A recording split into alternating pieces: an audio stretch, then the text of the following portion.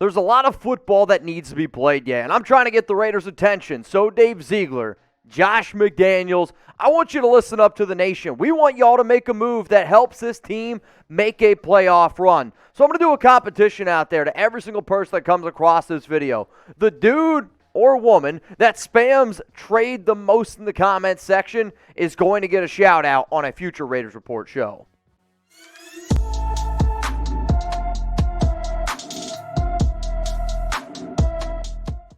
Raider Nation, what's going on? You're watching the Raiders Report, and today's show is presented by our good friends over at LinkedIn. If you're trying to post a job for free, then hey, you can go to linkedin.com/NFL Daily. For anybody out there that runs a small business, Chat Sports, we're a small business, and it's important to make sure that you find the right candidates faster and easier. We're here to help you get that process going. LinkedIn.com/NFL Daily. Let's now talk about today's show. Coming up here, I am going to give you 10 players, and it's 10 realistic trade candidates, because usually when I ask the fans of the show, I'm like, who do you want the Raiders to trade for? You get the best players in the NFL. That stuff's not going to happen. The 10 players that you're going to see here on today's show are going to be players that either A, have been linked to trades by ESPN, NFL Network, whoever, insiders, or other, in terms of they've already been mentioned as these guys could potentially be out by their own team. So the first name coming up here is going to be Lorenzo Carter.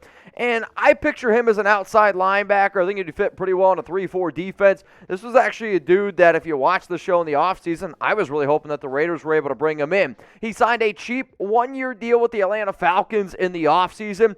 The reason why I wanted him, though, is because he played in Graham's system from 2020 to 2021, and I actually thought he looked pretty good last season as a pass rusher. 5 sacks. He's 6'5". He's 255 pounds. He is a really good athlete. He's got that long lankiness that you're looking for. 18 tackles this season, 2.5 sacks on the Dirty Birds, 3 tackles for loss. And then when you break down some of these players, I'm going to go into the reasons why I like each and every one of them. I'm going to show you the stats. I'm also going to show you the PFF grades on every one. 328 snaps this season for Carter, an overall grade of 58.4, a run defense grade of 66.8, a pass rush grade of 57.0.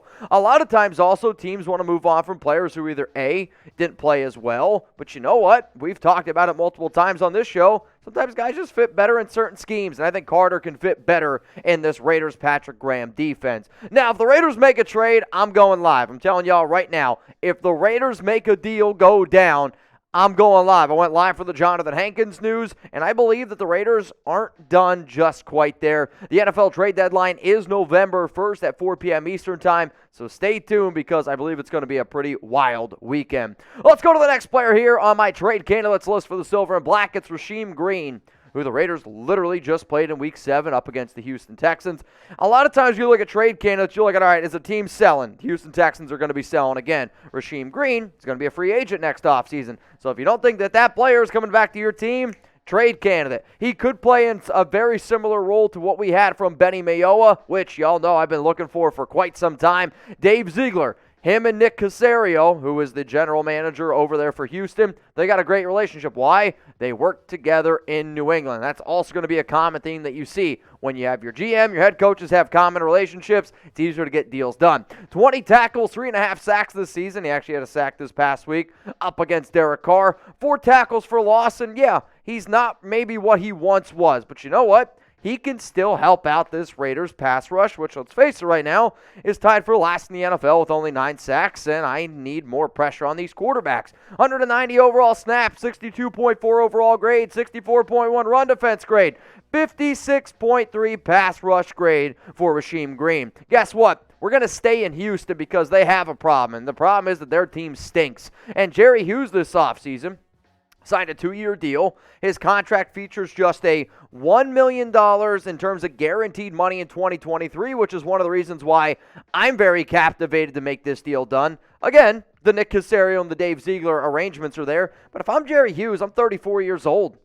You're not going to win anything in Houston. I don't know a lot of things in life. I can guarantee this. You ain't winning anything in Houston anytime soon. So the fact that he's 34 years old, the fact that he does still have that ability to be a situational pass rusher, 4 sacks on the year, To me, like, that's what this Raiders team is lacking. People are always going to point the finger at, oh, this guy like Trevon Merrick, who has been struggling. Oh, he's getting picked on a little bit. Oh, the secondary's this. If you can't get pressure, I don't want to hear anything. And thank God there's a man named Max Crosby, else this might be, again, one of the worst defensive lines that I've seen in quite some time. His 2022 PFF grades and 258 snaps, he's good. He might be the best player that I have on this list if you look at just PFF.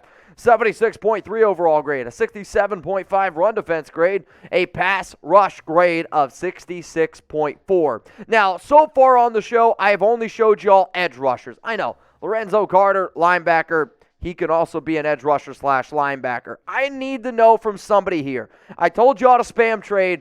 Well, now the Raiders need an edge rusher. Do they need defensive tackle help? Yeah, we'll get to that here in a second. Do they need help in the secondary? Yeah, we'll get to that here in just a second. But I want to know an edge rusher that you believe that the Raiders should go out and try to trade for. Now, before we get into some of those defensive tackles, remember, today's show is presented by our good friends over at LinkedIn Talent Solutions. And LinkedIn Talent Solutions helps you find the qualified candidates you want to talk to faster. Post your job for free at linkedin.com/NFL Daily. I'm going to repeat it in the back just in case you weren't paying attention. That's linkedin.com/NFL Daily to post your job for free. Terms and conditions apply. Now, one of the reasons why I love LinkedIn is because I think personal stories can go a long way. I can sit up here and tell you guys, hey, if you're running a small business that you should use LinkedIn. I can also sit up here and tell you if it wasn't for LinkedIn, I wouldn't be here at Chat Sports. I found Chat Sports through LinkedIn. I bet Coop, our producer on today's show, found Chat Sports through LinkedIn. Y'all love Jugs. Guess what? LinkedIn. If you're trying to run a small business, it's important to find the right people. That way you can hire quicker, and we're here to help you do that. In the comment section, in the description. Did I say this already? LinkedIn.com/NFL Daily. Let's go to maybe my favorite player in this list. It's Daron Payne, and it's because we know the Raiders need help at defensive tackle. They are very thin at this position. I get Andrew Billings has stepped up, but you did just trade away Jonathan Hankins. He's going to be a free agent in the offseason. And for the Washington Commanders, sure, they're 3-4 right now, but they're not. They're the worst team in that division. I'm confident in saying that. Now, is that division playing a lot better football than what I initially anticipated? Of course it is. The Commanders, though, money talks. And they already invested a lot of money in another defensive tackle named Jonathan Allen. So for that reason, Daron Payne is a player that I have had my eyes on for quite some time. I've loved him when he first came out of Alabama. I really believe that he could be the best defensive tackle on this Raiders team. 24 tackles this season, 3.5 sacks, 5 tackles for loss. He's really also good at getting his paws up when he can't get to the QB, 3 PBUs, and 10 quarterback hits. Now, when you watch Payne's tape, his tape to me is a lot better than what these numbers indicate. 381 snaps, an overall grade of 56.8, run defense grade of 45.3, a pass rush of 67.5. I don't usually like to go out and get players that show me that at times they can be unmotivated. To me, though, Payne's been very unhappy in Washington for a long time, and you guys read the news. To me, it's not just an on-the-field thing. If I'm an NFL player with all those distractions, that's just got to be, oh, man, that's got to tire you out as a player. It has to. There's no other way you can go around it. To me, Payne, once he goes to another team, you're going to see how great he actually is. Now, Payne might be a little bit too expensive. Here's my plan B option. Y'all know I try to stay away from plan B. So Michael Brockers, defensive tackle for the Detroit Lions here. Detroit, they're sellers again. And anytime you can find a team that's seller, then, all right, you sell him. You get him for a cheaper price. He's going to be 31 years old. It's going to be a cheap deal overall. You need extra defensive tackle help. Now, I look at Brockers and Detroit, and I see a player who doesn't fit. Doesn't really fit very well. But when I look at Brockers back with the Los Angeles Rams a few years ago, let me just say this. He's not that same player. He's still somebody, though, that offers you a little bit of versatility. So the way the Raiders like to try to use Cleveland Ferrell in this defensive end, defensive tackle rotation is kind of what Detroit should do with Brockers here, because he is a little bit undersized for your typical defensive tackle. He does have some burst. He does still have some of that veteran leadership quality. And I'm looking for extra bodies on my defensive line because I've already seen 6 games into it, the guys on the defensive line right now, they're not good enough to get the job done. Yes, I love Max Crosby. I hope that Chandler Jones can step up. I would like to see Malcolm Kuntz get some extra reps. I think Andrew Billings has played a lot better. I have confidence in Kendall Vickers. You're hoping both of your rookies can step up. But you know what? If anybody is satisfied with the defensive line play that you've seen from this team, whether it be on the interior or whether it be as an edge rusher, you're kidding yourself. Plain and simple. You're kidding yourself. So let me know, y'all, a defensive tackle that the Raiders should try to go out and trade for. If I'm Washington, I want at least a second-round pick for Payne. I might be willing to settle for a third-rounder if you're really trying to just get rid of him. Michael Brockers, I believe you could get for a 6th-round pick overall. I want to know, though, right now, down in the comments section, a defensive tackle that the Raiders can make a deal for. Now it's time to go to the secondary, and the first player I'm going to bring up here is Jabrill Peppers. I wanted the Raiders to sign Peppers. Hell, I thought that they probably could in the offseason. Instead, Peppers goes to the New England Patriots. But when you look at Jabrill, when he first came out of Michigan, he was fun. There were people that were giving him the comp to Charles Woodson because, yeah, I get it, Woodson was a Wolverine, but also was that versatility, defense, special teams. He played really well in Graham's system in 2020 to 2021. Jonathan Abram, he's a trade candidate, and if the Raiders want to move on from Abram, you could do that. There's also been reports that I've been told that the Raiders, Patrick Graham, isn't crazy about the way Trevon Merrick has been able to fit in his secondary, which is why you've seen a little bit of loss of snaps from Merrick and just extra snaps for Daron Harmon. I told y'all the Raiders were going to love Daron Harmon.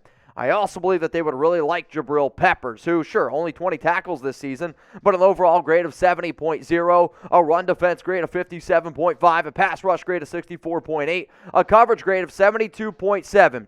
To me, Jabrill Peppers can be the Patrick Graham guy in your defense that everyone was hoping Jonathan Abram could be when you draft him in the first round. The top cornerback on my list is going to be William Jackson. Jackson signed a huge deal with the Commanders, and it's just been a bad fit ever since. Again, though, I believe it starts at the top. When you got an organization that's run by an asshole, then guess what? That asshole's going to bleed into the rest of your team. Graphic, I know. Nate Hobbs, he's on the IR right now. Jackson was benched in Week 5, hasn't played since. Yes, he has a large contract, but I believe Washington would try to take on some of that contract because they just want to get rid of him. Doesn't do you any good if he's just sitting on the bench. The way that they were playing him does not fit William Jackson's needs, and all these PFF grades that I'm about to show you, he's not this type of player. Jackson has the upside to be a top 20 cornerback in the NFL. And if you had a healthy William Jackson, a Rock Ya-Sin, and then Nate Hobbs, that might be one of the best three-headed trios at corner in the entire league right now. So to me,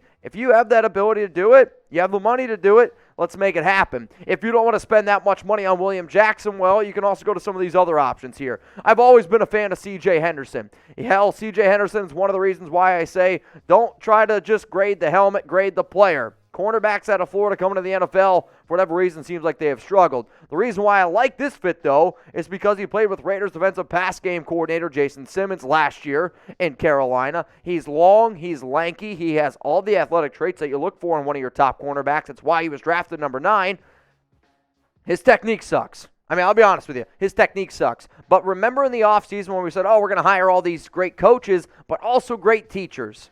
Let's try to make it happen. Carolina's in full fire sale mode. I have yet to see the best out of CJ, who started with the Jags. Now he's with Carolina. Let's just see what can happen.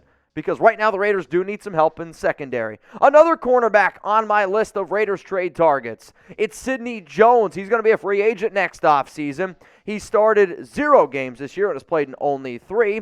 And this is just a little bit more of an extra depth move. Jones was a player that I said was probably in the middle of my pack for overall dudes that I would have liked the Raiders to target during free agency. He's an athletic player at 6 foot, 186 pounds. The Seattle Seahawks, though, aren't using him. I don't blame them. If y'all remember, I love Tariq Woolen.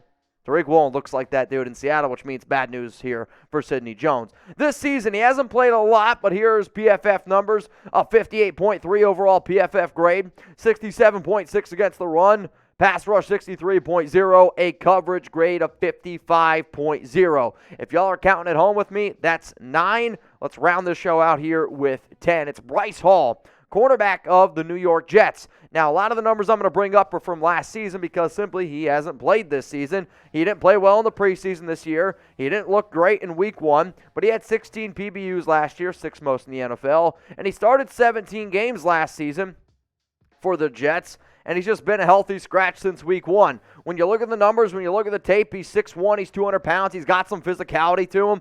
Last season, his numbers, 79 tackles, no picks, 16 pass breakups. To me, though, a player like Hall deserves to be on a roster that can use him here or there. Worst case scenario, you throw him on your practice squad. But even that, though, he's good enough to be on this Raiders team. And I actually think Raiders players would like him because he's scrappy. He does show some of those good traits that you're looking for. He's a versatile player. And I just think Robert Saleh right now isn't using him, not because he's not a good player, but again, it's because of the system that he doesn't fit. So let me know, y'all. I went through some corners there. I went through some safeties. I did try to keep this list at 10. There's other players that I'm sure I could have thrown in this here. But name a corner or safety that the Raiders should try to go out and trade for. Before I round out today's show, here again, my top 10 Raiders trade candidates. Some of y'all are at home are like, wait, it's all players on defense. You're right. It is all players on defense. You know why? The Raiders need help on defense, which that's surprising. This defense has always been great, especially since Derek Carr has been here. But the Raiders right now are averaging 27.4 points per game. That's top 3 in the NFL. The only teams that are averaging more points per game than the Raiders right now, Chiefs, Bills. The other team that's right next to the Raiders in points per game, Philadelphia Eagles. So you got a 5-2, a 5-1, a 6-0 team, and then a 2-4 team. The Raiders, do they need to get better in the red zone? Yes. Can Derek Carr play better? Yes. Can Darren Waller play better? Yes. But we need to be able to sit up here and say this defense needs to play a little bit better. I get it. They got a bunch of Gus Bradley, got a bunch of Paul Gunther guys playing in a Patrick Graham system. Let's go out and get some of these extra Patrick Graham guys and get the defense that I know this Raiders team can be. Now, remember, I started the show off with a challenge. I'm going to be looking at the comment section. The person that comments trade the most on this video, you're getting a shout out on a future Raiders Report show.